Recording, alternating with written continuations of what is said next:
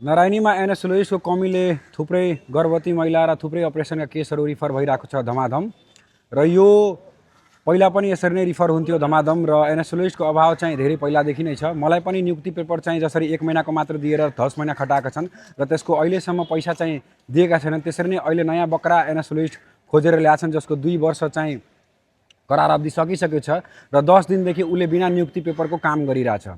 यो कहिलेदेखि यो मेसु र एचओडीको जिम्मा हो कि नै यहाँबाट नियुक्ति पेपर दिनलाई र यो जिम्माबाट कहिलेदेखि पन्छिन्छन् यहाँको हेड अफ डिपार्टमेन्ट र मेसु, यो म प्रश्न गर्न चाहन्छु। र हाम्रो यहाँको जनप्रतिनिधिहरू अहिलेको मेजोरिटीमा जितेको राष्ट्र स्वतन्त्र पार्टी र हाम्रो मेयर साहबहरूलाई भन्न चाहन्छु, एकचोटि आएर यहाँको चासो चाहिँ बुझ्नु होला, यहाँको के कमी रहेछ एनेस्थेसिया विभागमा र ताकि बिरामीहरूलाई धेरै रिफर गर्न नपरोस् र म्यान पावर कति चाहिन्छ र कति जरुरत छ र कसरी नियुक्ति पेपरहरूलाई दिलाउने करारबाट यो सेन्ट्रलको काम हो कि यहाँको काम हो। तपाईँहरू एकजुट भएर एनेस्थेसियाको कमीले गर्दा धेरै दुःख भोग्छन् चाहिँ बिरामीहरूले, त्यो कमीलाई अहिले तत्कालै पुरा गर्नलाई म आग्रह गर्न चाहन्छु। धन्यवाद।